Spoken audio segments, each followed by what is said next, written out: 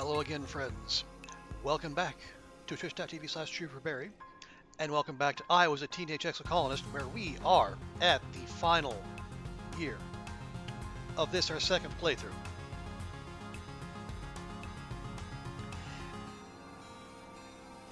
Now, our goal... we are 19, and the game ends when we turn 20. So we basically have one more go-around. And we've maxed out a fair few of our stats. Combat we're just about to max out. And we've actually had better progress on our yellow stats than we have in our previous run. But I think our focus is really going to be try to get as many friendships to max as possible. As you can see, we already have Nem, Cal, and Tangent. And Deese is almost there. Tammy is very close. Same with Rex, same with Vase. Mars and Nomi are going to take some work, but we'll try.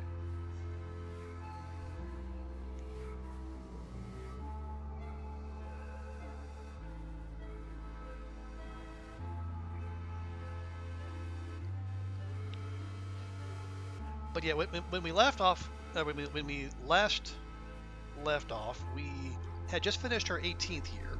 So it's a new year, new season, which means a new round of gifting opportunities.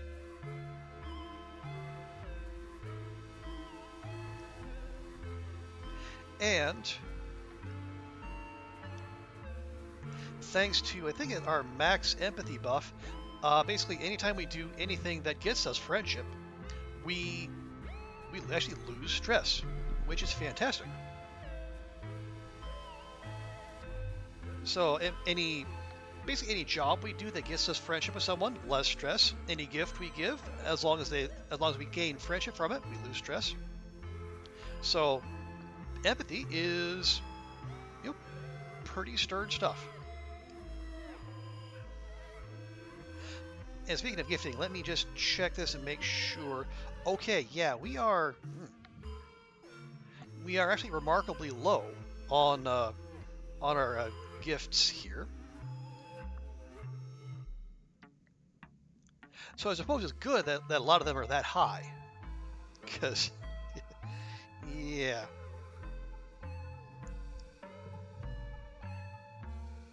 Yeah, most of them are already maxed out, and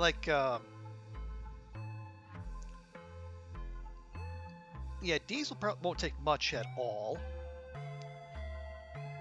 We give Tammy a couple yellow flowers, she's good. Rex will take a little bit of doing, but we can do that, and we'll find more logs while we're out and about. Or just the hugs in general will do. And I think if we take this opportunity to... If we take this month to go out hunting, we'll get that last bit of friendship with Vase, but we'll also get the last bit we need in combat to max that out, and then we can go. Then we'll get the Enlightened perk, and all of our blue stat gains will be human increased. Sacrifice, dogs and cats living together, mass hysteria. Good to see you too, Will.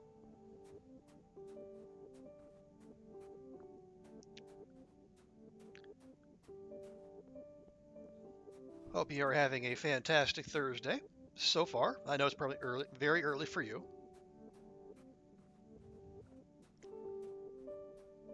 Hope you and the missus and the wee one are doing well.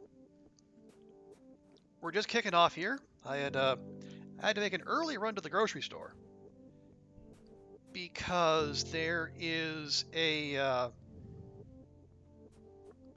there's gonna be some severe weather on our way. What do you get for 100,000 channel points? What would you like for 100,000 channel points?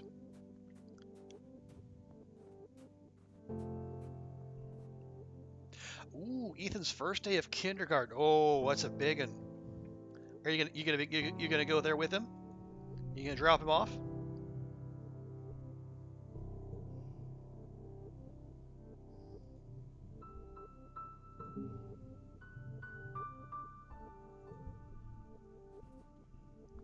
Okay, we'll give Tammy a flower. Yeah, one more flower, and we're all set there. Oh, he's already there. Okay. Yes. How did he? How did he take it? Oh, you put him on the bus. Okay. Did he? Was he eager to go? Was he hesitant?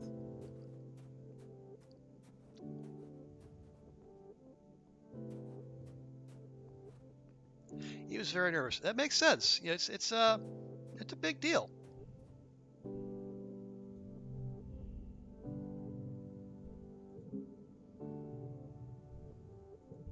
Okay, and we'll do our usual routine with Rex. Give him a big hug. Give him a big log. His friends help him. Well, that's good. You know, it's good that he's got people looking out for him.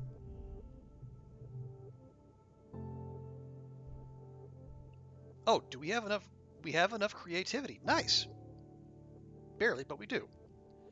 But yeah, it's you know, first day at school will be hard, but if you have people you can go with and hang and stick alongside, that's got to be a really big help. Yeah, first things first, let's give her a crystal cluster, or give them crystal cluster. Oh, did we crack another? Yep, that gets us 60 in friendship. Okay, you're about to challenge Nomi to a game of Laser Fable, but you notice they seem kind of down today. When you ask what's up, they just sigh and scuff their feet in the dirt. Solty, what do you want to be when you grow up? A hero or explorer. I want to dedicate my life to knowledge. I want to be in charge. Just a peaceful average life, or I have no idea. Well, in truth, I have no idea, but let's say I want to dedicate my life to knowledge. Wow, it's so cool. You already know what you want to do. What's that like?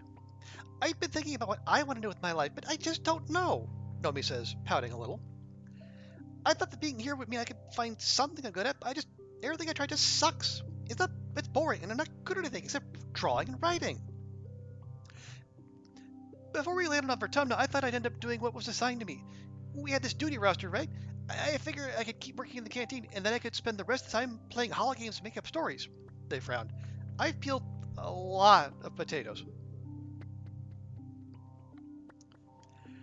But since we landed here, I've been talking to Mars, and she's real serious about the idea that any colony worth living in needs to have artists and writers like me.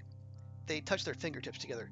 So I was thinking, what if I really did follow my dreams? Nomi perks up a little, just talking about it. I could be a comic artist, or a hologame designer, or a writer. Oh, I could be anything, as long as I get to make stuff that people like. What do you think? Yeah, the colony needs people like that. Do you really think so? Nomi exclaims, holding their hands to their cheeks and popping one foot off the ground. Oh, I'm so happy.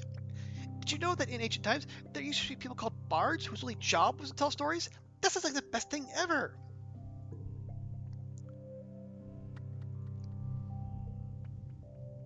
Okay. So now, having done that, because we are sufficiently creative, let's give this we'll do this little event with Nomi. I guess we just get the card right away. Okay. Then you want to make something? You know I do.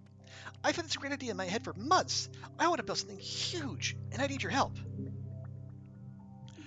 Nomi walks you through their plan to craft the biggest thing yet, a massive dilly pillar float that you can carry on your shoulders, using mushwood sticks to puppet it around and make it look like it's dancing. It's a huge hit, especially for the younger kids. You get to work out, and you get to make something beautiful. Nice, so we got more friendship with Nomi, a little less stress, and extra creativity. Cool. We could definitely use that.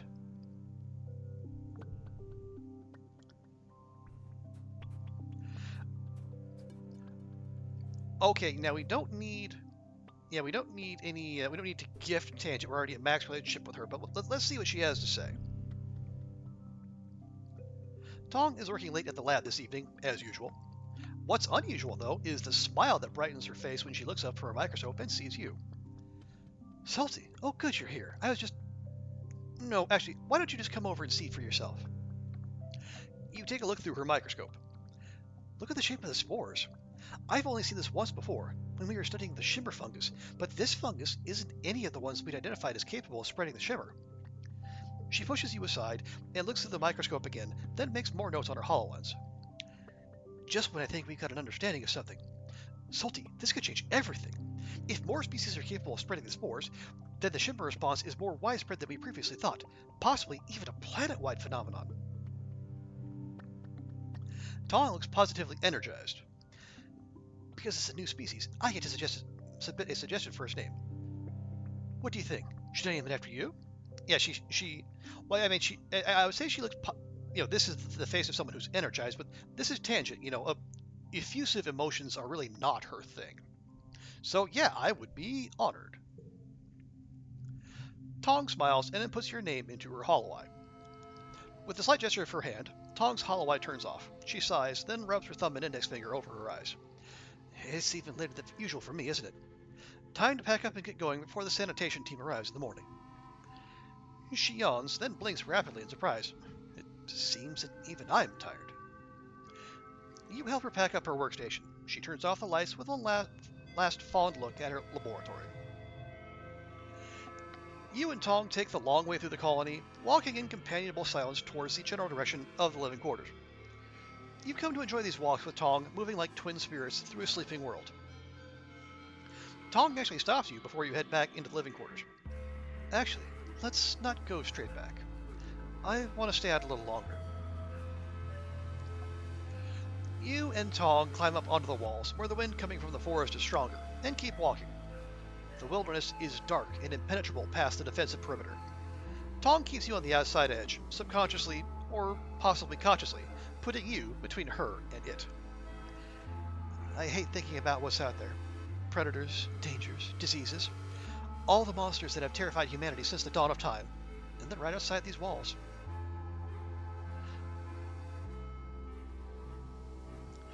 Oh, I don't know, it's not so bad out there. She links her fingers behind her back as she walks. All the same, I think I finally come to appreciate it for what it is. Opportunity. How many scientists have truly been afforded this freedom of discovery? A seemingly limitless buffet of knowledge. Tong looks toward the wilderness and smiles wistfully. Vertumna is full of dangers, yes, but I find myself also feeling a curious sense of wonder. Awe, perhaps. You walk a little further before Tong, seemingly in the middle of some deep thought, stops and turns to you. Solty, are you happy here? She winces, then bites her lip. No, I don't mean happy, precisely. Happiness is irrelevant to a survival situation. What I mean is, do you imagine a future here? One that you would have chosen for yourself, should you have been given the option? Are you fulfilled? And you know what? Yes. Yes, I am. Oh, Tong replies, looking away. I envy your clarity of vision. Honestly, I despise the physical realities of living here. The smell, the cramped quarters, the constant threat of attack, of disease, everyone's meaningless interpersonal squabbles, amplified by proximity and stress. I can feel them weighing me down. She laughs humorously. But we don't have a choice, do we? Therefore, the only rational decision is to make the best of what we have. To accept otherwise is to accept misery and death. That's the Tangent you know so well. You can trust her to stay logical and focused, no matter what chaos tomorrow may bring. So her card is fully upgraded now. It's just a 5-drop, but it gets a +6 if it has the highest value. You walk until the chill of the night settles into your skin, then descend from the walls and walk back to the living quarters. Tong hesitates at the threshold. Anyone else might not have noticed, but you know Tong. Probably better than anyone else in the colony does, even her own brother. Well, we're trying to fix that, but that's a different matter. What's wrong? Oh, nothing. Just thinking, which is nothing new. She looks at you with a faint smile. You, probably more than anyone else in this colony, know what it feels like to conceal your true feelings under a serene facade. I mean no offense, but we're alike in that way.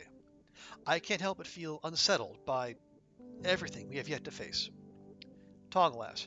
Unsettled is an imprecise word. Aw, buddy. You want a hug?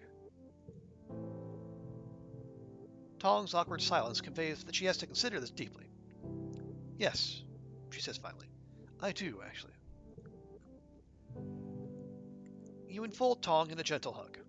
After a few seconds of stunned inaction, Tong ramps her arms limply around you as well. You spread your hands wide to hold her more tightly, trying to manifest the right kind of comforting energy to resonate through Tong's shields. Either you manage or she simply relents, but Tong rests her head on top of yours and sighs. This is where I talk about how physical touch encourages the production of oxytocin, which is a bonding hormone that imparts feelings of calm and security. You can feel her smile against your hair. I know you know that, though, so I'll simply say, this is nice. Thank you.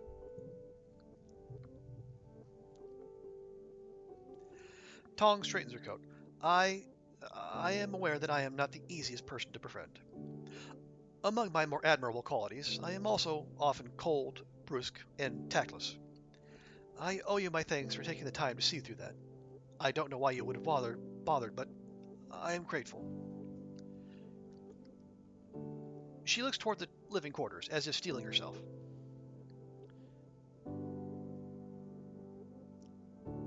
Okay, if we were, romancing Tong as I would like to, as we did last time, this would be the proper response. But no, we'll say, good night, Tong. Yes, good night. May the morning bring us renewed strength for the trials ahead.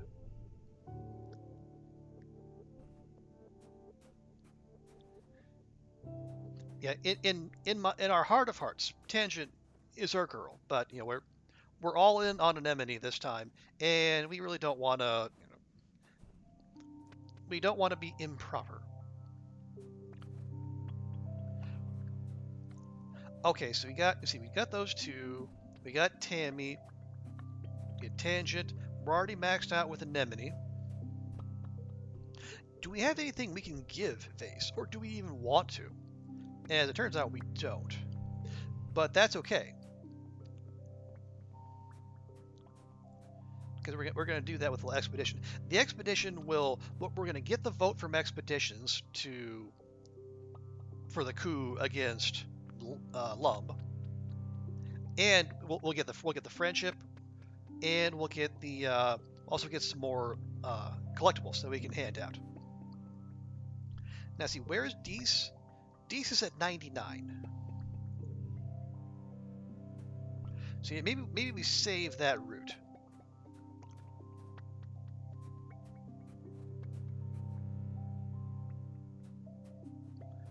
Okay. So that's probably our gift giving for the month taken care of. Yeah. So we've done, in terms of like getting the votes, we've been to Geoponus, we got Mom's vote. We've been to the Living Quarters, we got Auntie Anne's vote. We've been to Command, and we got Seek and I think Uticott. And then we've been to Engineering, and we've got Instance's vote. The only two places left are the other two are Expeditions and the Garrison. So let's start with the Expeditions.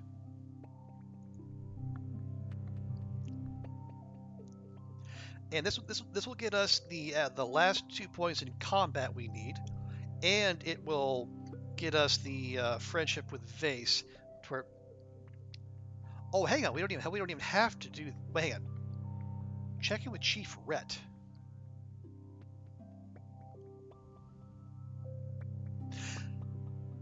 Why would we do that? I mean, I guess it doesn't use up an activity. Why are we checking in with Chief Rhett? Okay, that was. Oh, right. Yeah, that was. That's because we didn't finish out the quest line. Yeah, we basically did everything but the the ending we got last time. We didn't finish that out because apparently you can end the game before you turn 20, which is a thing I did not know, but now I do. All right, so yeah, let's go hunt the swamps. Right, and there is the there's our event. But before we do that,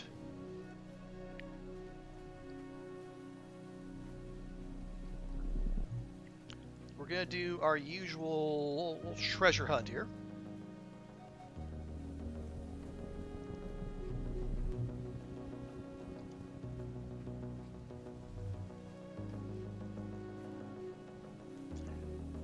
got Xeno eggs, we got Bobberford. What we really need are those crystal clusters.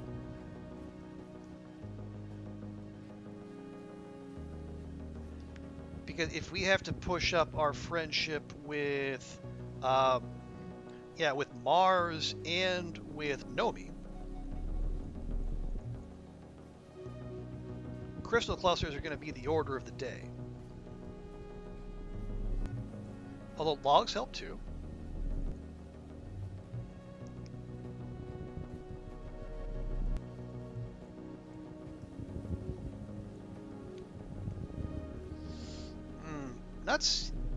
Not seeing any though, but that's fine. So what we can do, oh yeah, we can go survey the ridge. We'll definitely get some crystal clusters and little devices there, and that'll also get us the last point in friendship with Dees.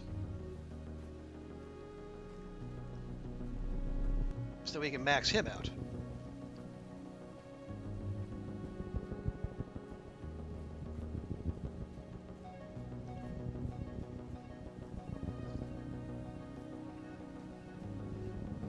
Okay.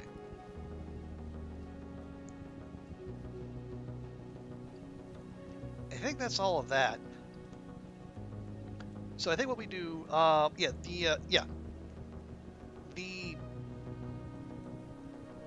if you just go back now, we're only going to get one friendship with, only one friendship with Face. We want to get him up to 2.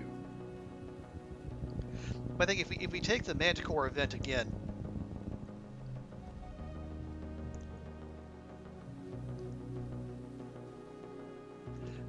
yeah, we'll take this one. We'll soak a little stress, but that's fine. Okay, I got combat challenge. Well, I guess this will max that out anyway, so that's fine. And cards with gems are wild. Okay.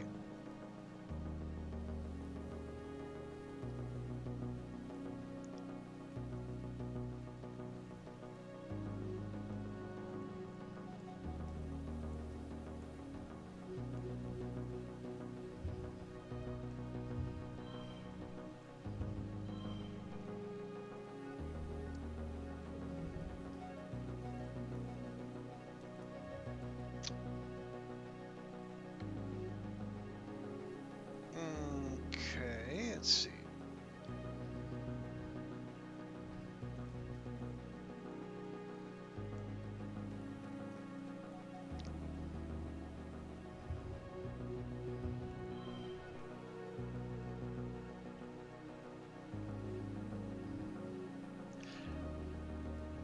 Well, honestly, we're probably full up regardless. Let's just do that. Well, yeah, we only need 8 on the last round. That's fine. Easy.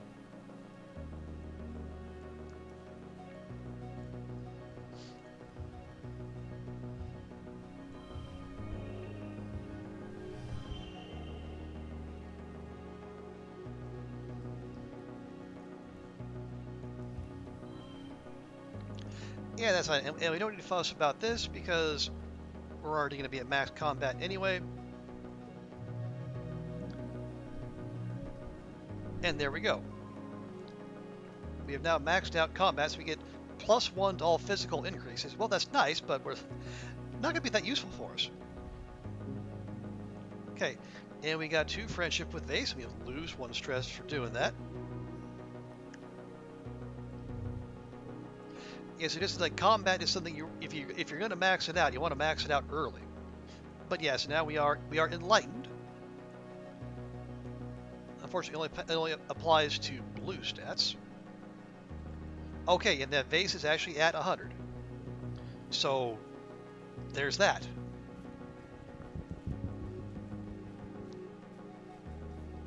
Well, if we've done all that, then there's really no reason to stick around. We've got all the loot. Oh, hang on. No, I spoke too soon. Now we have all the loot.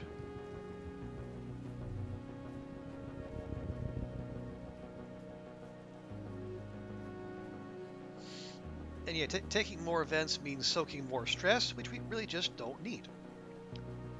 But before we go, we will stop over here. Okay. You managed to partner yourself with the chief surveyor herself on your next expedition. It's the perfect chance to talk to her about Governor Lum, but she beats you to it. Not surprising given what he did to her. Hey, it was easier tracking when we had hoverbacks, Utopia says, as she hauls herself up a particularly difficult stretch of terrain. She reaches back to help you up. That villain loves using them all to search for aliens now. Like that's not like finding a needle in a haystack. He sent half my teams out to the swamps now. She gestures at her empty holster. Without weapons, I might add. He's bleeding us dry out here. She scrubs the back of her hand across her mouth. That snake of a man thinks that every little thing is a war. I don't like getting attacked by animals neither, but I sure miss being able to explore this planet without Lum getting his paws over all my division, taking my resources for his damn messy war. Funny you should mention that. You tell Utopia about Mars's plan to overthrow Lum at next Terminalia. She seems excited by the prospect. You forget how young she is compared to the other council members. Sounds stellar. The only question is, who you got in mind to replace him? Yeah, I think in the future playthrough we will go hard on trying to become governor ourselves, but for now let's stick with Mars.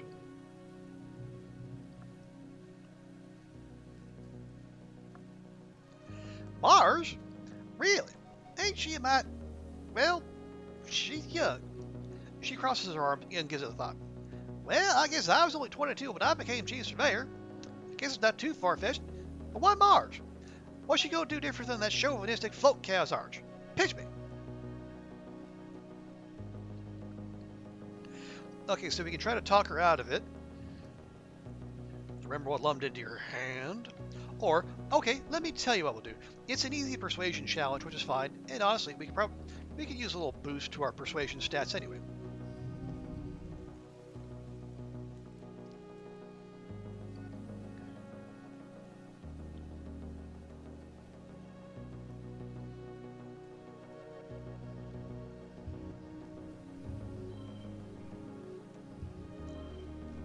It's just that an easy challenge is 82, but you know what, whatever works.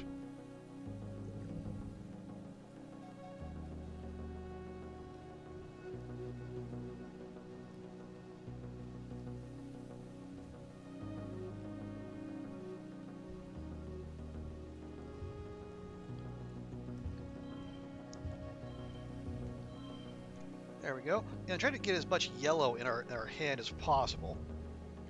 And you know what? That'll just about do it.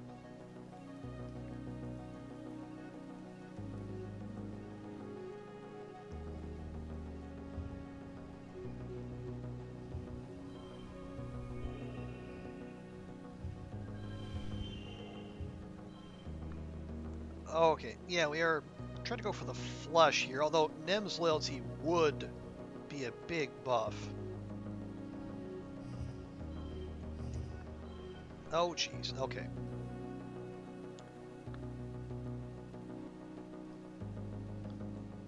Let's see, that's 53. That's 57 because we got that pair there.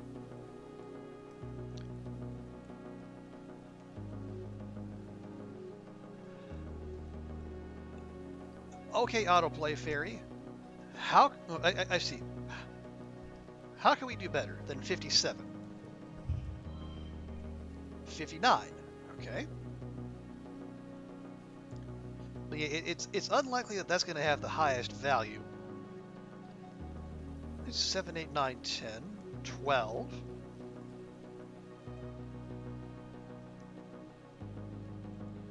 Alright, that's fine. And oh wow. In a rare twist, it actually did give us max score.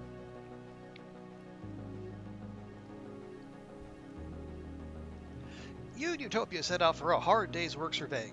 As you work, explain your plan. Well, you explain your plan and how Mars will do everything she can to protect Vertumna once she's governor. Utopia listens patiently to your pitch for her vote, giving you ample opportunity to explain your position. By the time the second sun is beginning to set and it's time to head back to the transport, you've made a solid ally. Utopia slings her arm around your shoulder as you walk back. Here's a tip, from one young buck to another. Don't let anybody ever tell you you're too young. You've been here on Vertumna just as long as any of us have. I mean, that is factually accurate. Any human being on this planet has at most the same amount of autumnal experience as we do. Okay, yeah, we'll call it there.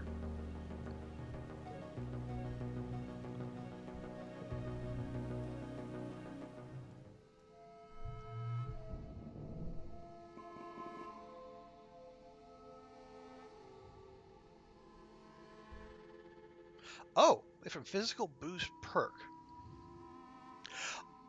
Oh, okay, so that all yes, that okay, yeah, that's right, that applies there. Okay, as usual for this time of year, your dreams have been more vibrant and invasive.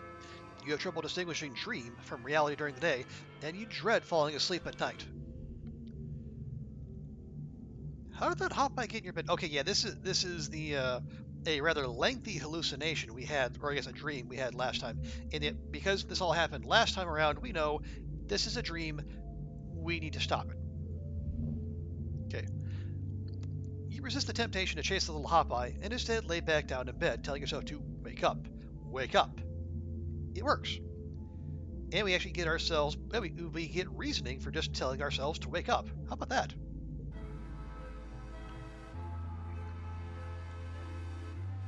Milky quiet sunlight pours in through your window, flakes of bromide snow piling up against the glass.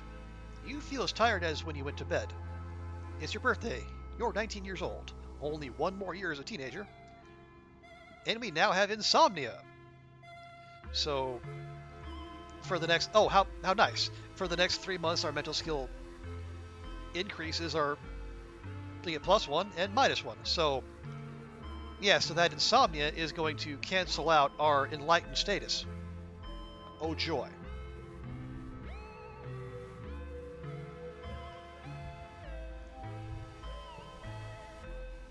Well, it's a good thing we got most of our blue stats up already.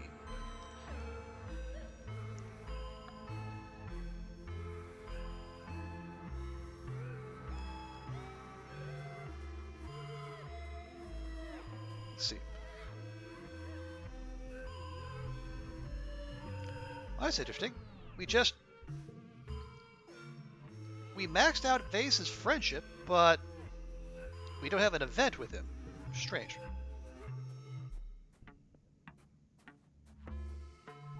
Hmm.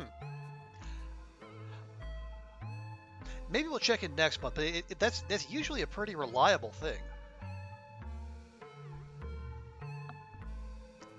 Okay. Oh, Tammy has something to say. What's up, Tammy? Oh, that's right. I keep forgetting. It's our birthday and our birthday cake. And obviously, we will share with Tammy.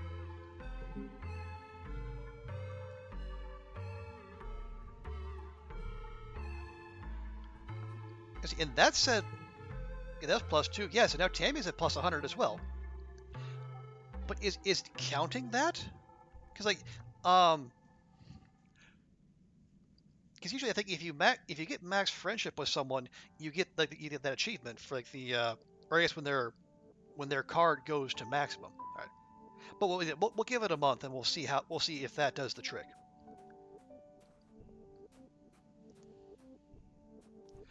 Right. I think we have all the votes except the garrison.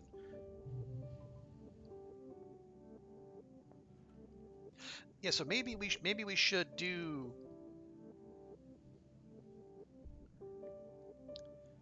Yeah, maybe we should do something here. Is it perception animals? No. Combat animals? No. Sports ball? Well, bravery and toughness are two. They're two that we have yet to max out, and that's assuming it actually works for us. Okay, here's what I'm thinking. It should let us do the thing where we get Rhett's vote. If it doesn't, we can just reload. Or I guess we can just drop a safety save.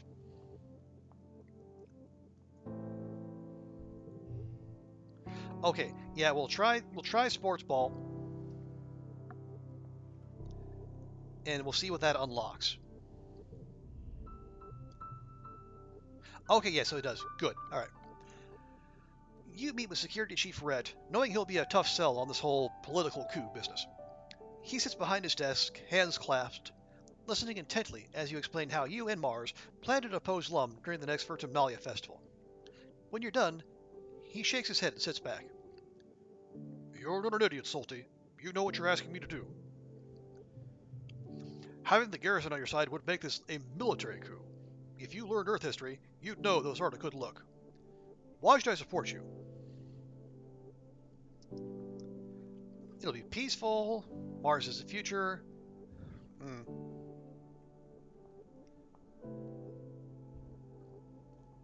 Yeah, it'll be a peaceful changeover, man.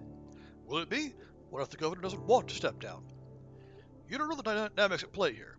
When the heliopause landed with 7 squads of trained soldiers expecting a fight, we didn't have a choice. It was diplomatic of Governor Lum to keep the existing council members rather than replace us with loyal Helios, but he could still change his mind. Okay, so that was just a setup. Yeah, Mars is the future of this colony. I mean, not her in particular, like what she represents. Right, Les.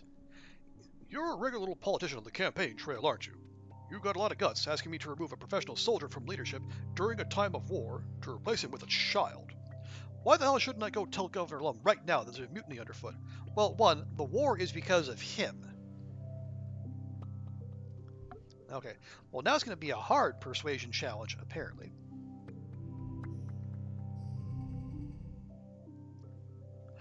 $102. Okay, then.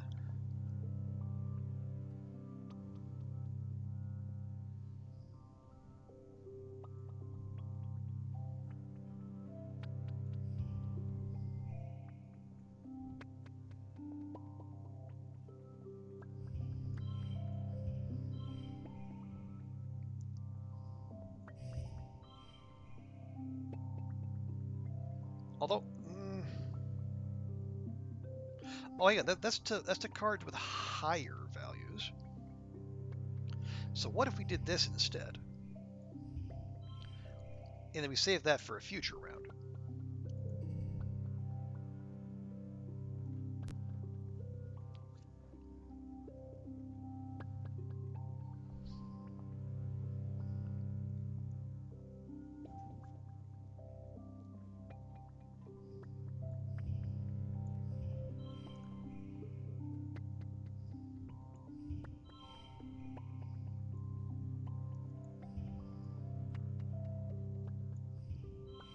Yeah, there we go. That'll do.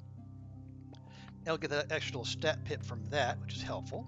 So we only need 20 off the last round, which is excellent.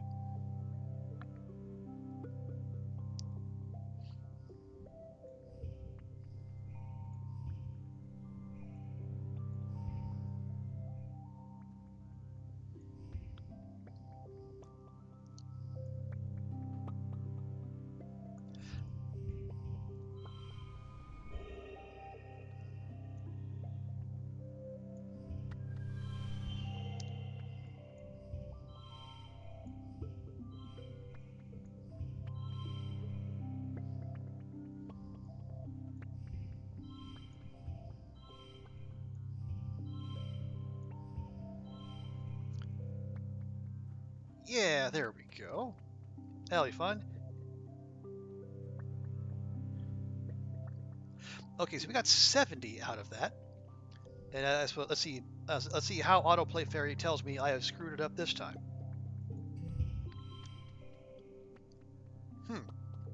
All that for 1 point?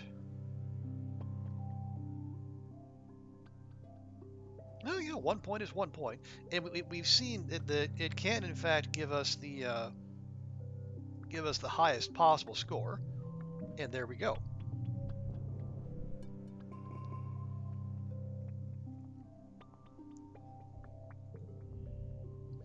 Okay, you manage somehow to convince Security Chief Rhett that it is morally imperative that he support your movement to depose Lum. You both know that Lum is dangerously inept, so it's really just a matter of assuring him that you'll do a better job and that you'll protect him from reprisal if you fail. You've won his vote against all odds. Okay, that is a clean sweep far as I can tell. Alright, I've got a little bit of bravery, a little more toughness, and just a 5 stress.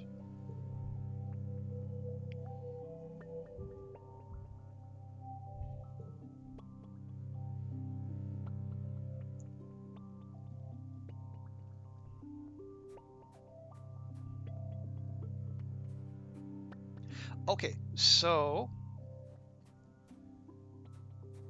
interesting. No Tammy event, no Vase event. Something seems weird. Oh, right, we didn't gift Mars. Almost missed out on that.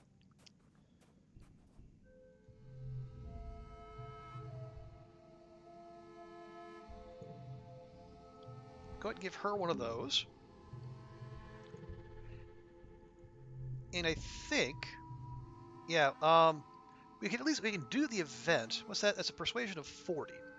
After that, we'll probably need a persuasion of 80 to get another event. Guess we'll try it. We don't have to take the card. Okay. Mars would never stoop to using her fists to get her way, but she loves a good fight nonetheless. You ask her what she would have done differently if she'd been the captain of the Stratospheric when you landed, and her eyes go wide. She launches into a laundry list of shoulda, wouldas, and whatever she says she would have done, you offer reasoning for why it wouldn't have worked. And yeah, I don't want that particular card, thank you.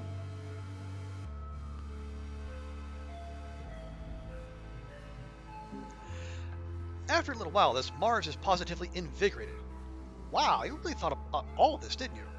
She says, cracking a little smile. You're totally right. It's a lot more complicated than just making decisions and telling people what to do. Thank you. It's so important to have people like you around to keep me on my toes. She cracks her knuckles. Okay, but when I'm governor, I will do so much better than the adults can. So, more friendship, less stress for us, and a little bit more persuasion.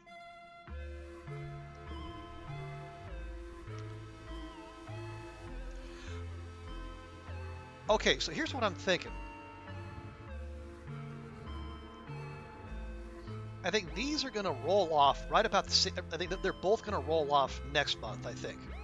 Either next month or the month after. So how about we... Yeah, I did say we were going to go to the ridges, see if we can get a bunch more crystal clusters, because that's the thing we need the most. I think after that, we can pivot to trying to max out creativity, maybe? Let me remind myself, what gives us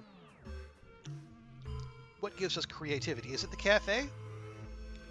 Cafe gives us empathy and creativity. Oh yeah, we want to keep doing the cafe.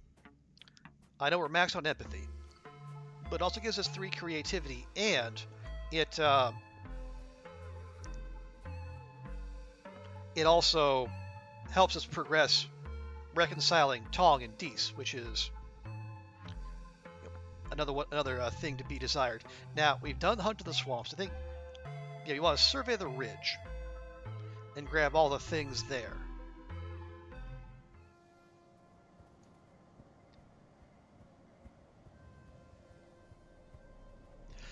And if we see Sim, so much the better. Although, I think in the current game state, we have actually fought him in the swamp, so that we didn't actually go into the facility. So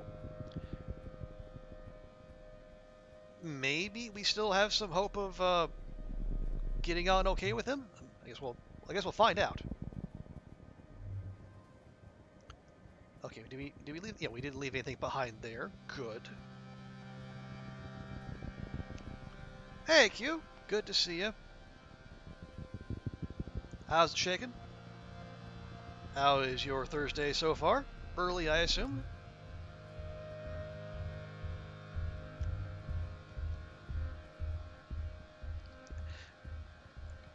Yeah, we're just getting going here, and trying to play through the last year before we close out the month, and then we move on to find something new to play. Okay, we do have a sim event. That's good.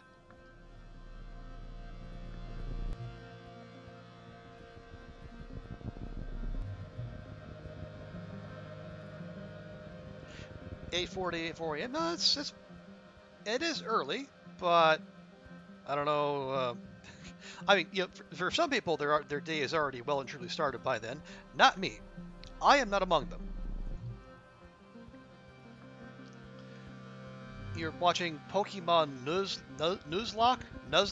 I don't.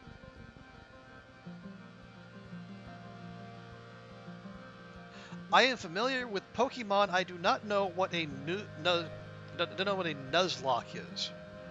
Enlighten me, Q.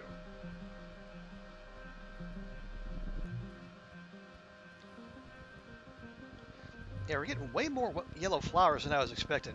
I was hoping we can get more crystal clusters and those little shiny purple devices.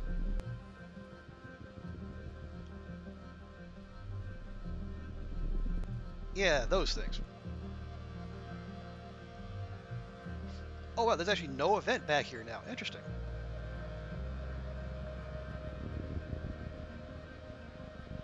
Okay, so what are we gonna do? Well, let's take that event with Sim. At the very least, we should do that. It is a set of self-imposed rules. Okay, well, Q, I will tell you, I have never actually played a Pokemon game myself, and I don't know if those are exclusive to like Nintendo platforms. All I have is Steam on PC.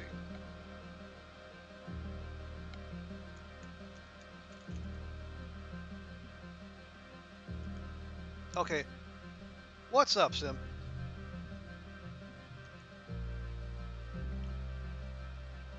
They are Nintendo exclusive. Okay, yeah, that's going to be an issue. Okay, you think you see Sim running through the trees up ahead, near the edge of a cliff. You call out to him, but your voice is drowned out by a screeching roar that shakes the forest. A manticore! Somehow that loses us one stress? I'm not sure how.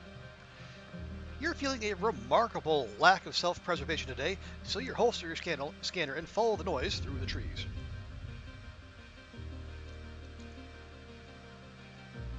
To find Sim fending off not one, but three manticores at the edge of the cliff, his back to the fatal drop behind.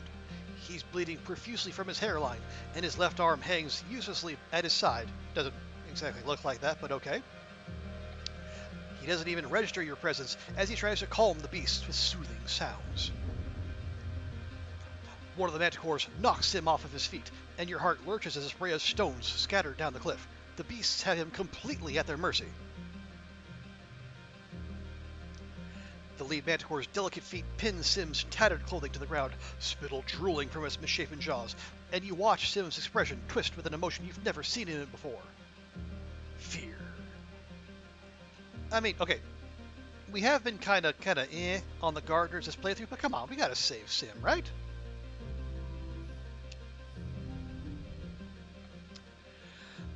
Maybe eat the forest streams? Maybe. We'll see about that.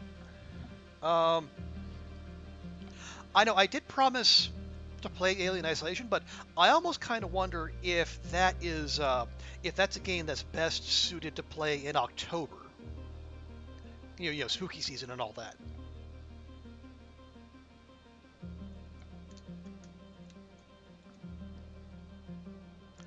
And thank you for the hydrate.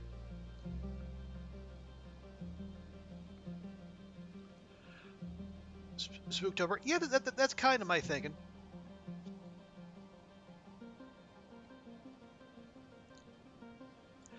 Okay, so we need 96. That's fine. Um,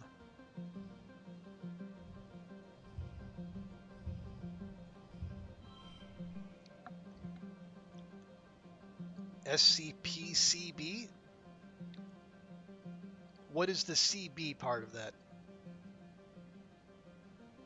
I know what SCP is, but oh, containment breach.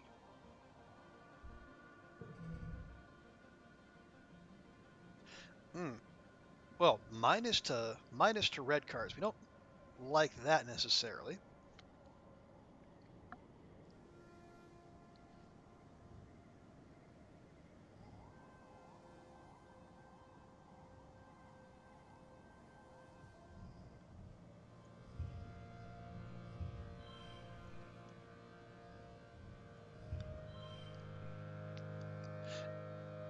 scariest SCP game you know? Okay, well, I'll take a look at it. I'm not.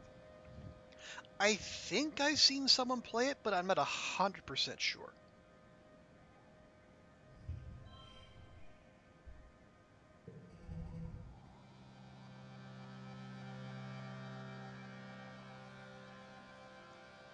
Okay, we only need 24 here. That is easily done, I think.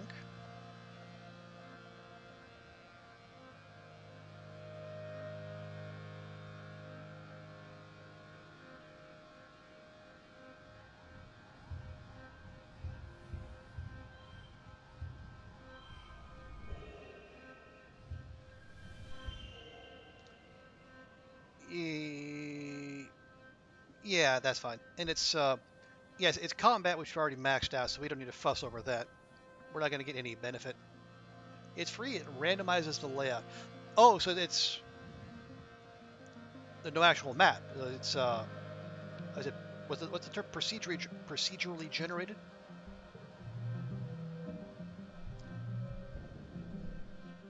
Yeah, I'm not that fussed.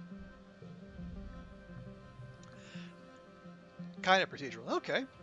There is a max size. Okay. That's good. That could get wild if there wasn't. Somehow, using all of your strength and then more, you defeat the lead Manticore. The two smaller ones scatter, hissing their displeasure and biting each other. With the death of their alpha, negotiating their new pack dynamics should distract them for a while. Are you okay? Sim waves you off with the arm that doesn't hang limp at his side. I'm fine. I feel pain, but it does not control my behavior as much as it seems to in humans. You and Sim both collapse into the dirt, breathing hard. Your head is spinning with adrenaline, and a little bit of blood loss, to be honest. As you look over Sim, he looks similarly stunned. That was impressive, Solty. I had no idea you're such an adept warrior. It's thrilling, actually. His gaze drops to your mouth, and then back to your eyes.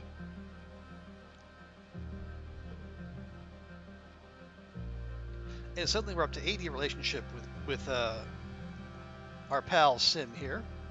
You know, it's because you've opened the map editor before? Ah, okay. How many years are in a month? Well, you've got it's like 3 months per season, and you got quiet, pollen, dust, wet, and then glow. So it's like 3, 6, 9, 12. You got 13 months in a year. So like yeah, this is the third month of quiet season.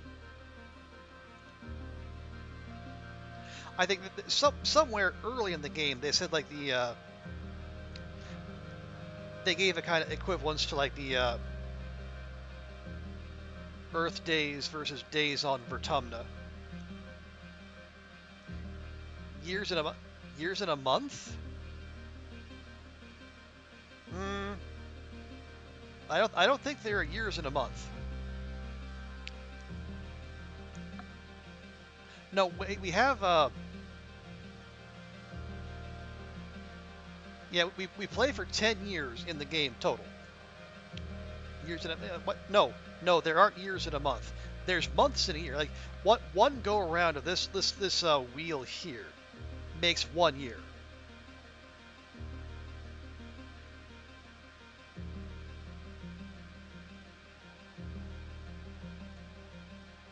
Yeah, so you start at age 10, you go till age 20, and you have 13 little segments here per year.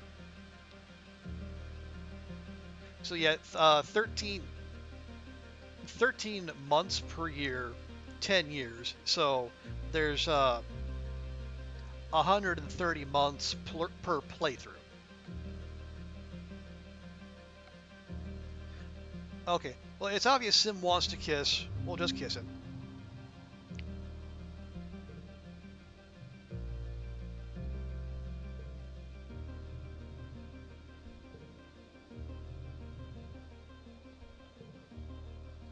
Okay, yeah, we know what's coming next, so we're just... There it is. Have you seen any game with a blinking mechanic? Um, Actually, I think the one SCP game I have seen does have a blinking mechanic. Because I think there are certain SCP that they close in if you're not looking at them. And obviously, being a human, you have to blink at some point. Okay, you're startled. Yeah, this is the Manticore we knew was coming because the same thing happened last time. It feels like we could have remembered this sort of thing, but apparently we don't.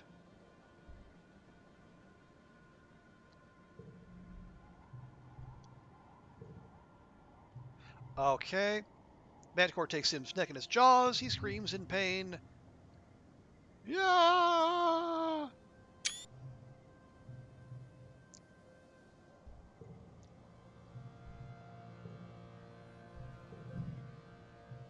Okay, so Sim's curiosity leveled up. Although we're in mourning as well as an insomniac. So all skill increase is reduced by 1 for 3 months.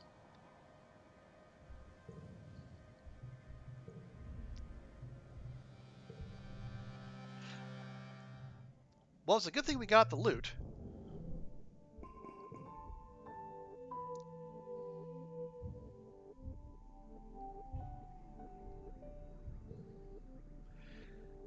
Okay, yeah, the enlightened and the insomnia both rolled off at the same time. So now we're just in mourning. Oh, hang on, now Deece's friendship is at 102, but there's nothing there.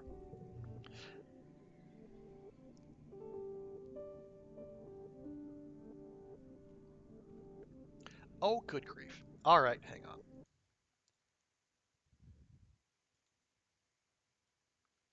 All right, Twitch is being weird. Give me just a second.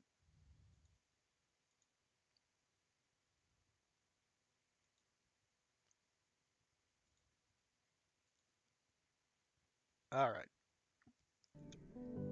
Anyway.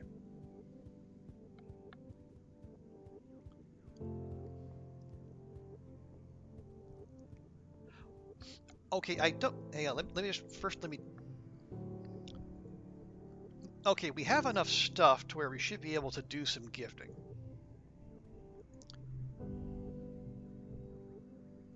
Oh, god dang it. All right, well, we can't gift Deece. That's unfortunate. Okay. Okay, so we need persuasion of 80 or higher to get the next one with her. We'll keep going with the crystal clusters. Oh yeah, do we have a log to give Rex? We do. We have one.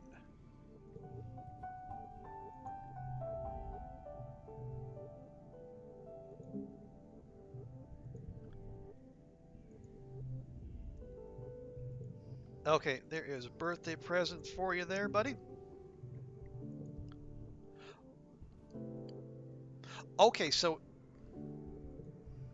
is that okay? That's 100 friendship with Rex. So we can still max out with people. That's good. Okay. You know, Subnautica. I do know. I've actually played through Subnautica multiple times. Q. A fantastic game. As I always say when I find people playing it, I envy those who are playing it for the first time. There's just so much to explore, and I hope they're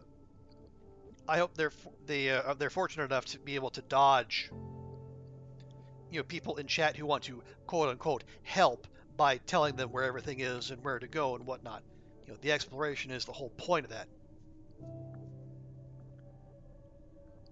I have not streamed it. No, all my Subnautica playthroughs have been offline. They dodge every bullet, hits floors there. Good. I'm glad to hear that. But yeah, a Subnautica playthrough is possible at some point. I mean, I definitely want to play it. It's just there's just so dang many games out there and not nearly enough time to play them.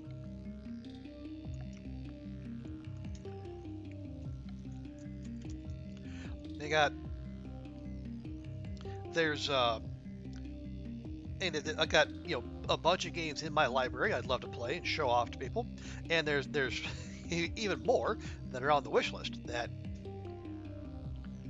they're going to come out at some point, unless they're Silk Song, in which case they exist purely to tease us. Okay. You swing by Rex's lounge for some much-needed rest and relaxation with your friends. Rex is there, as he usually is these days, slinging drinks and conversation behind the bar. "Solty!" he exclaims when he sees you, gesturing to a seat at the bar. "I was just talking about you." You take a seat, and Rex pulls a few bottles down from the wall. "Now that you're here, I get to unveil a new drink. I named it after you." He pours various liquids into a shaker, and, a few minutes later, pours you a light blue drink that almost glows white in the bar's lights. You take a sip, and then another, and then another, as you begin to appreciate its full flavor. It's a sophisticated drink, worth a few passes. It seems to change in body the more you drink it, developing new flavors over time.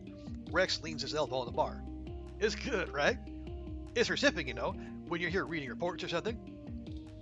I call it Solty's Mind and Body Tonic." "Oh, thank you, Rex. I'm honored." Have I used the air bladder? I don't know that I have. I mean, I've seen other people use it pretty frequently.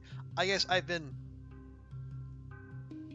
problem with it is I've been paranoid enough to where I can usually I don't have to worry. I guess to get to the surface or get to like a vehicle or a base without needing to surface quickly. But I can definitely see how I understand why people some think it's useful. I try to play without it. No.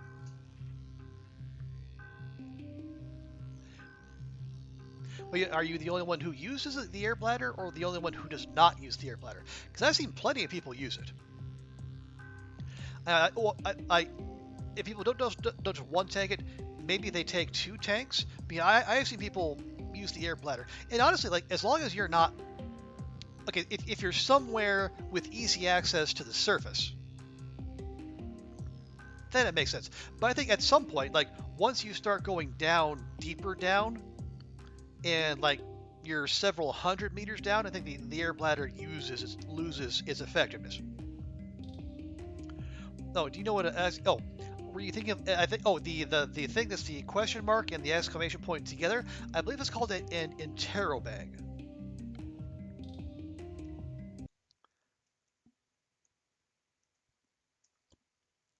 Pretty sure that's what that is.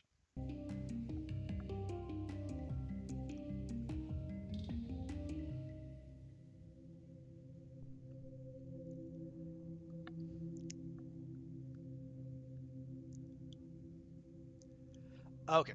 Oh, it's nothing, Rex says as he washes the shaker. "I've been thinking about it for a while. You're one of my best friends. I'm honestly just like so happy we met and we became friends. Nomi, who's sitting beside you at the bar, nursing their own drink. It has an umbrella and a potato skewer and little popping candies," clears their throat, and Rex laughs. "I said one of my best friends. Geez, can a guy have 2 best friends?" Rex jumps the bar and swings his legs over.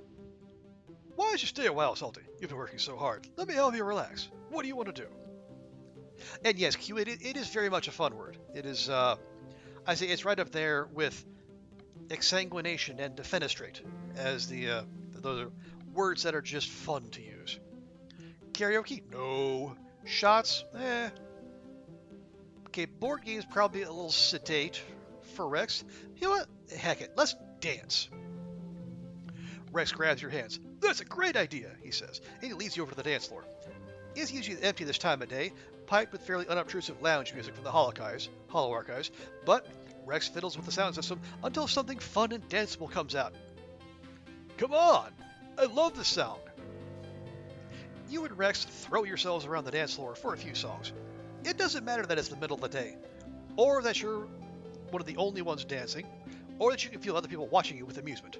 Honestly, it's just good. It is good to move your body around without caring about whether it's right or strong or smart. For a few blissful minutes, you're just two bodies moving through space. When you're done, Rex wipes his sweaty face and grins. Oh, that got the old heart beating. What's next?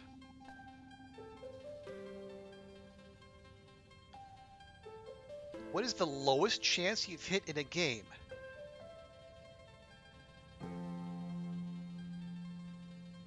Oh. Okay. I know this because it was a chance I didn't want to hit.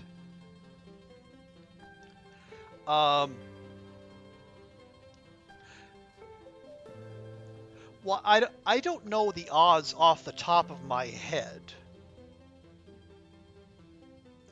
But I will say, like, when we were doing the long, in the Loper playthrough in the Long Dark we have going right now,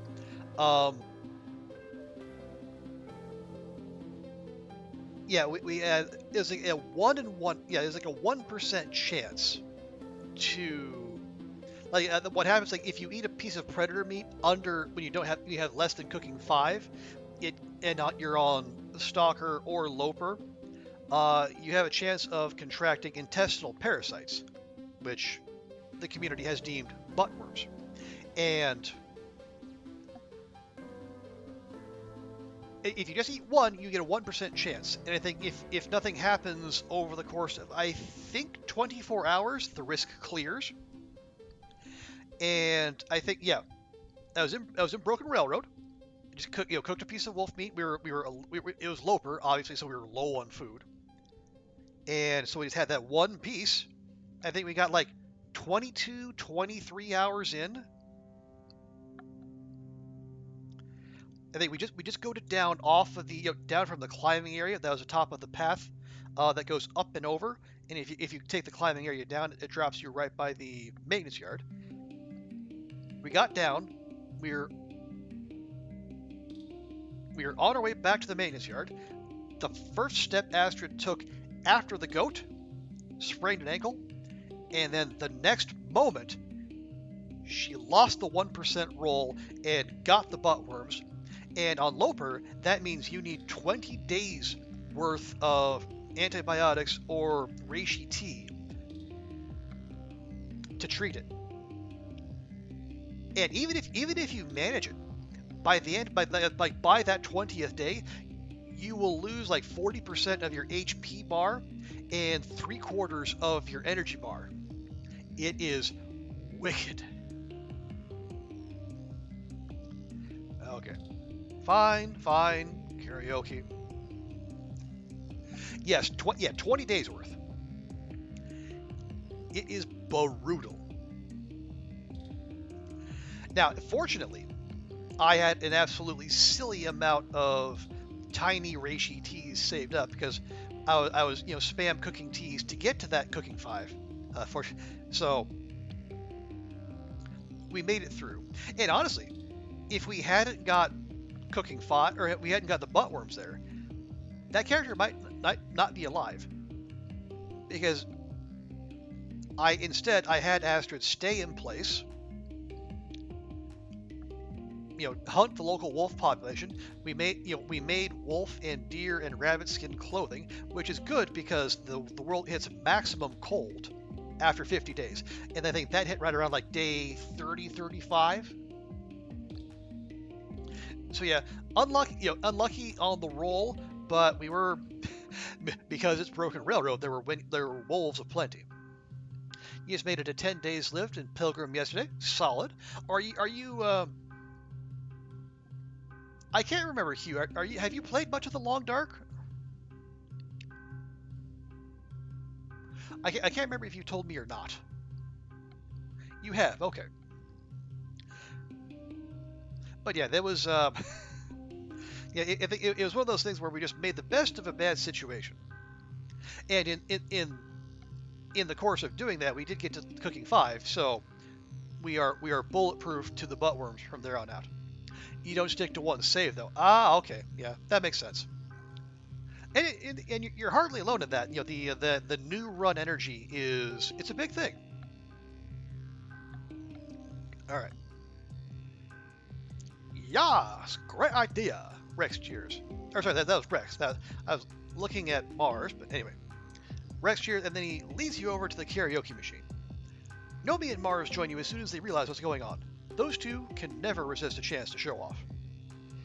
You sing a song with each of them, then go for your own show-stopping solo. My Heart Flies Over the Resting Ridges. Always a crowd pleaser, that one. Rex holds up his lighter. Why does he have a lighter? Well, Nomi and Mars fake big theatrical sobs. It's a total blast.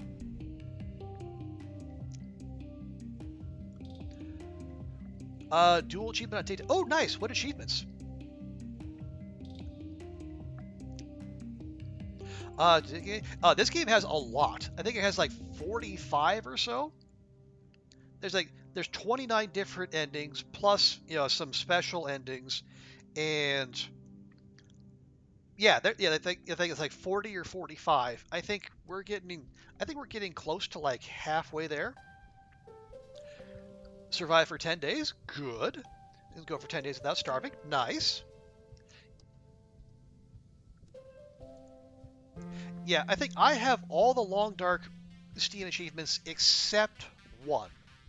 And that's the one for 500 days, which that's going to be a while. So we can do shots, we can play a board game, or we can just, we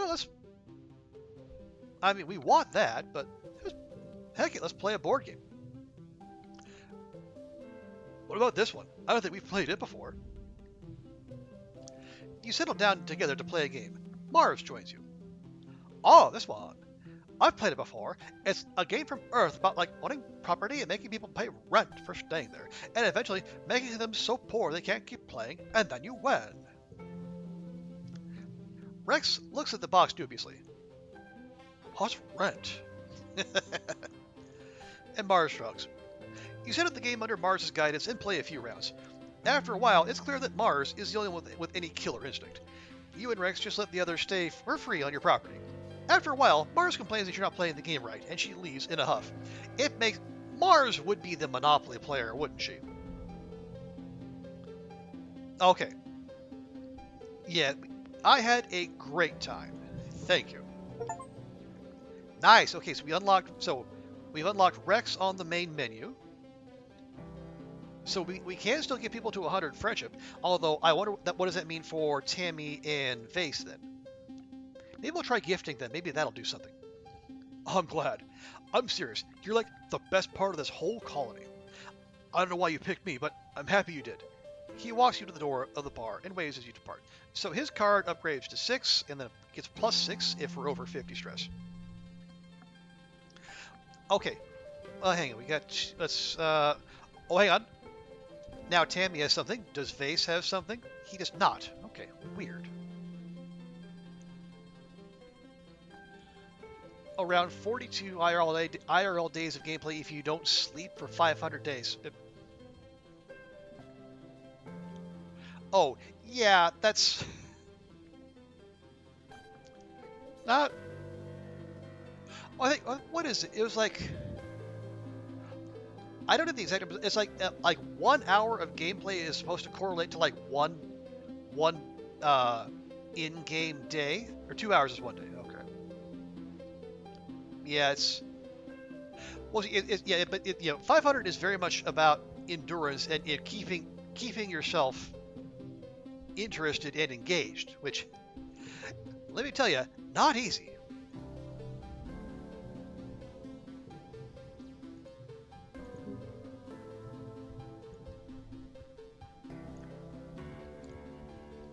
Okay, so we have a Tammy event here, I think.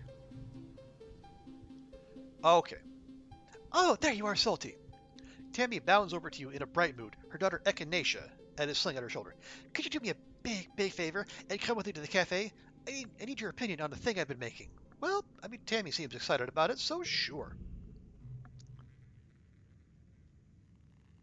Surprise! Happy birthday! Wait. I was going to say, it's not my birthday. What the heck? It's not your birthday, but you walk into the cafeteria, all your friends jump out cheering. They're wearing knit party hats, throwing streamers, and blowing noisemakers, and you're pretty sure you can see a tiered display of cupcakes. Real ones, not soy cakes. Well. Tammy skips towards you and throws her arms around you, squishing Echinacea in her sling between you.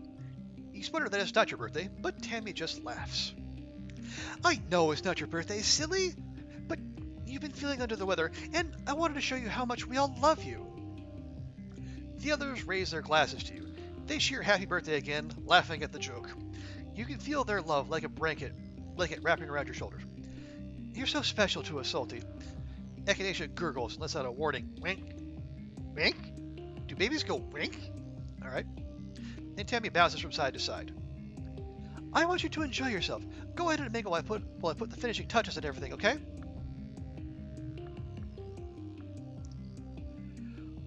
So at 12 hours sleep every day, you think you do the math, it's 3 weeks of gameplay. Okay, well, it's 12. Well, first, 12 hours sleep a day sounds tempting, I gotta say. But yeah, unfortunately, I have to do things that actually pay the rent. 2.97 weeks. Oh, 12 hours of sleep in-game. Ooh, okay. See, that could be a thing. Because I think Stalker and above, there's this thing called is it called like sleep as a resource? I forget. It's like a setting. So like once your energy bar fills up completely, you wake up, regardless of how long you told your player to sleep. So yeah, you would. Yeah, so that would be kind of a bother. Now, there is an exception to that. If you have an affliction, you can actually bypass that. Yeah, see, that is one of the ways I was able to work through Astrid's case of buttworms. Faster than if we just played it straight. In that so once you got the buttworms, one, you can eat all the predator meat you want, and you can sleep as much as you want. And we did plenty of both. Hey, Ruak, good to see ya.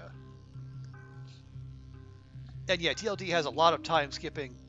Yeah, if you're up for it. But yeah, it's also, let me go ahead. Welcome Ruak properly.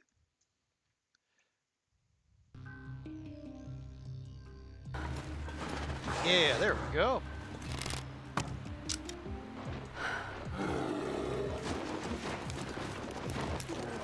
Oh, bear doesn't look happy.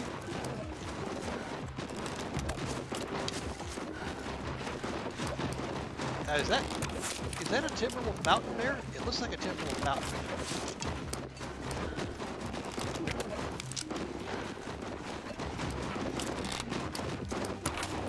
Oh, it's a muskeg bear.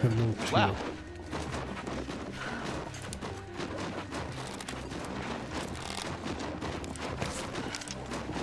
Well, it looks like a muskeg porcupine at this point. Good grief. There you go. Wow. That was quite the bear dance there, Ruak. Well done. When you push for 500 days on Loper, last 200 days are spent in a cave in the ravine eating bears, rabbit, and deer. Well, I assume you imported the bear meat. The ravine not known for its bears, and long may that continue.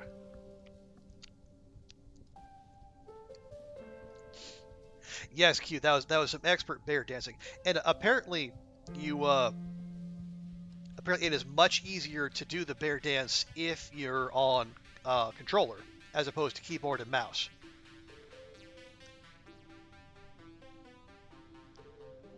So it's probably not something I'm going to do at some point, but I for people who are up for that, I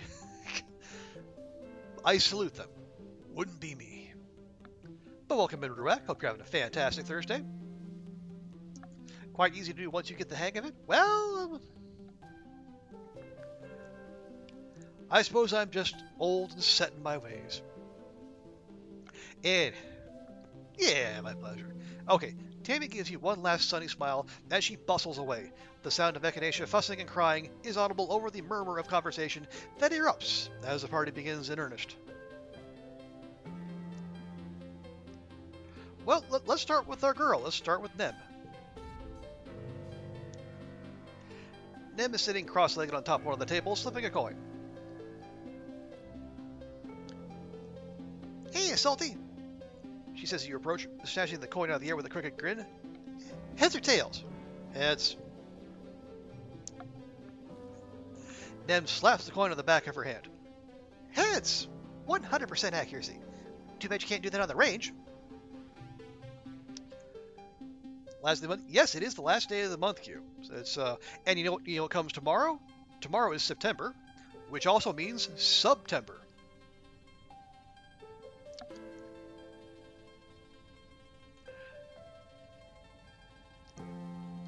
Oh, you tried it once as a joke. Now it's your standard routine after crafting a bow. Oh, jeez.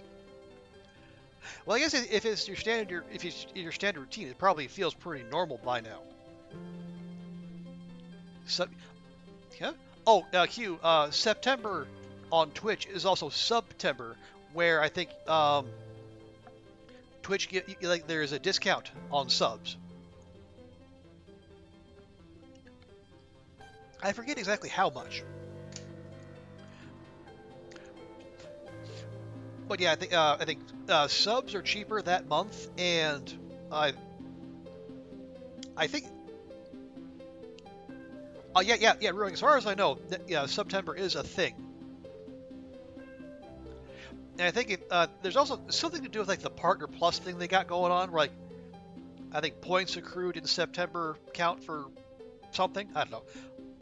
Obviously, I am not anywhere near it. But still. Speaking about you made your first bow with arrows. Nice, Q. Well done. And yeah, I was if you are at all interested in like trying higher difficulty levels, Stalker and particularly Interloper, I would strongly recommend getting good with a bow. That is something that will serve you very well. You've done 1 day in Loper? Nice. Well, there's your personal best. The next goal is 2 days. Yeah, the achievement for it. Yeah, that's fair. Okay, Nem holds the coin up to you. It's a challenge coin. The Helio soldiers had this thing where you gotta always have your coin with you, because if someone wants to see it and you don't have it, they get to nail you in the arm. She punches the air. It frickin' rules. Does it though? Nem produces a second coin from her pocket and presses it into your hand. She kisses you on the cheek. Got one for you. Happy birthday, babe. You're the best. You grab Nem around the waist and pull her in for a real kiss, which she returns with gusto. Go get him. I'll see you after the party. Over the party. Okay, so we're back at it. You're going to try to learn the bow on Pilgrim and then go back to Voyager. Okay. You don't usually play. I will say, actually, Q. I would say if you're going to learn to hunt, Voyager might actually be better. Because in Voyager, at least, like, there are animals who will come to you, as opposed to Pilgrim, where everything's just going to run from you, which actually makes hunting surprisingly hard. Okay, well, Rex is a party animal. Let's talk to him. It's easy to find Rex. He's the loudest one in the room, and he's absolutely covered in children, like a golem made out of smaller golems. They're climbing all over him and tugging on his ears, but he's taking it in stride. You got attacked by a wolf on Pilgrim? Well, I mean, they will run, but like that's... They'll run, but they're not pacifists. Like, if you shoot at one and miss, it will come after you. The game doesn't exactly tell you that, but that is, you'll figure that out pretty quickly.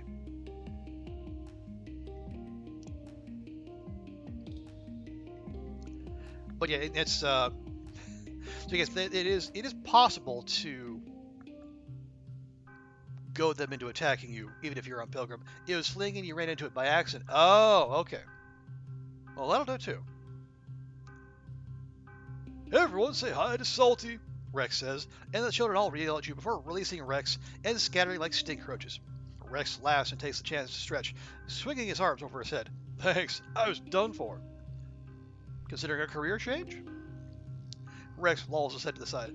I do make a pretty good climbing gym. It's one of my many talents. Tammy had to bring all the kids she babysits here so she could set up the party, so I figured I could give her a break. Rex's ears twitch as an ear-piercing squawk from machination rips through the air. Oh, some things I can't help with, though. Okay, let's hang out with Nomi. Nomi is playing a game on their holopalm, which is helping to entertain some of the children from the creche. When they see you, Nomi jumps to their feet and waves so enthusiastically that their holo fizzles out. Solty! Otanjobi obedito! Oh yeah, this in a further reminder, Nomi is our resident weeb. That's happy birthday in Japanese. Being on top? Nah, cute, you're good. You know, the whole thing here is to have people, you know, we just want people to feel free to hang out and chat and just enjoy the vibe. You know, if anyone strays like in a direction we don't want them to go, we'll let them know. But for that, no, nah, you're good. Nomi throws themselves into your arms, and you spin them around. The children scatter, shrieking in delight. When you put Nomi back down, they bounce back on their heels and spark up their holopalm again. Let's take a photo! What frame do you want? The one with the stars or the one with the cherry blossom trees? Okay, Nomi is a weeb, so let's go with the Sakura. Yes, I know all the trees here are pink, but that one's still my favorite. You and Nomi throw up peace signs while their holo takes a picture.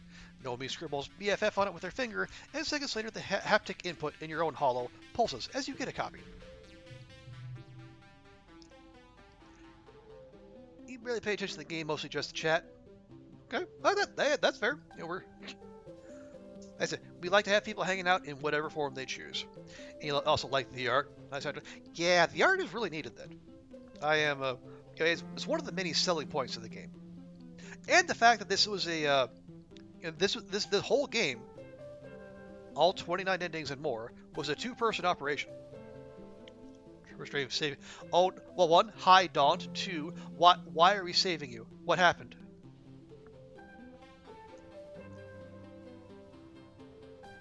Yeah, it was I think it was a husband and wife team, Northway Games. Also, I mean,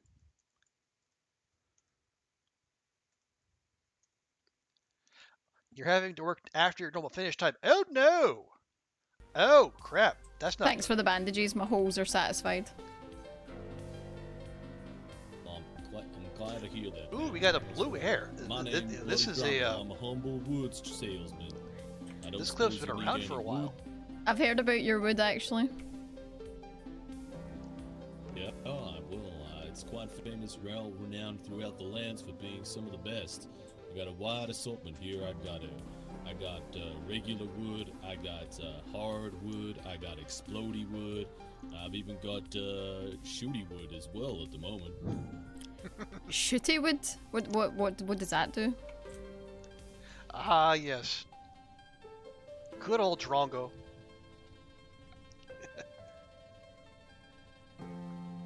But good to see you, Dawn. Well, I hope you're doing okay, you know, other than being forced to work, you know, beyond when you normally would. That is,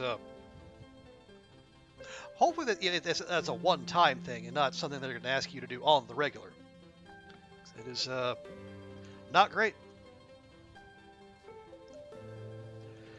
Okay, well, we'll have a chat with Vase.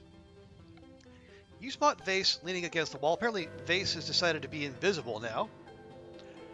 Resting a bottle of beer as he surveys the party. Hello, Salty. He gestures to the people mingling, most of whom seem quite content to give him a wide berth. This isn't my kind of party. It's pretty weak that it's not actually your birthday, but... He continues, tipping his bottle to you. Happy birthday anyway. You need so much time off for personal reasons. And your boss like, yeah, just go. Do what you need to do. But at some point, you got to make the time up. That time is now. Oh, okay. Well, yeah, it stinks that you need the time off, but it does make sense. Like if they're going to be flexible on their end, I guess it makes sense that they want you to be flexible on your end too. She has not told you the time is now, but you have the spoons right now to do it, so you choose to. Okay, that's fair. And if you can actually get square with them, that's a load off your shoulders, and that'll make everything going forward that much easier.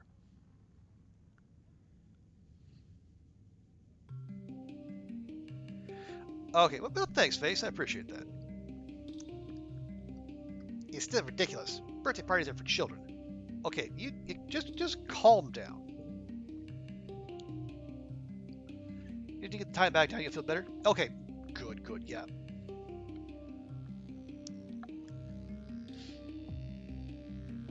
And yeah, short of me being able to, I don't know, hack into your boss's database and make it look like you've been there longer, I will, I will, I will save you as best I can, which is just putting on this stream and hoping for the best. You do have constant flexibility where you have quite a bit of wiggle room, but personally, you like keeping it as close to zero as you can. Good.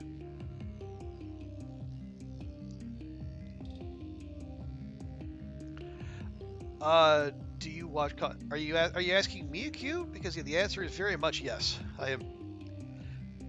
I especially when I work from home in particular, I have Twitch on basically all day. Usually it's like background noise or something to something to drown out like the noises of the surrounding neighborhood. It can be quite noisy during the day, especially when there's construction going on, and there's usually construction going on.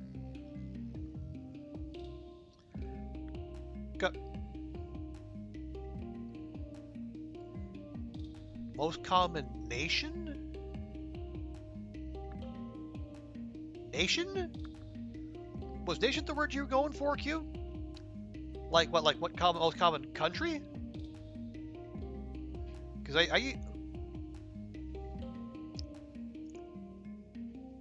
well, yeah. Remember, Q. Like the Americans are disproportionately represented on Twitch.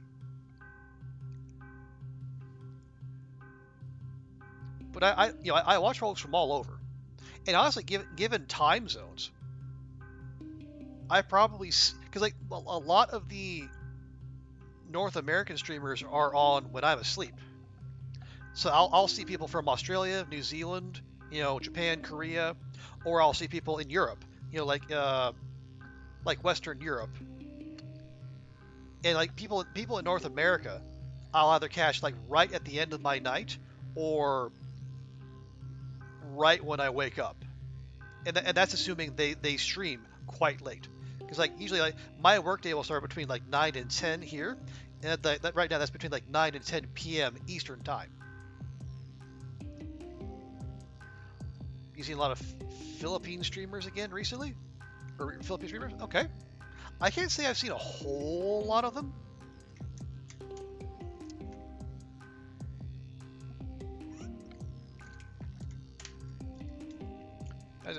I forget what I think with like UTC +8. I know Hong Kong is like the same time zone as like Western Australia. Don't spend most of your time in about 4 streams. They consist of 2 Americans, a Scottish person, and an English person.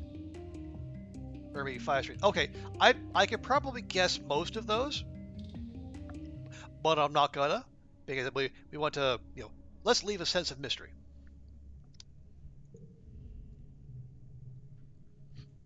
So 2 Scots. Yeah, I was gonna say I could think of a couple Scots.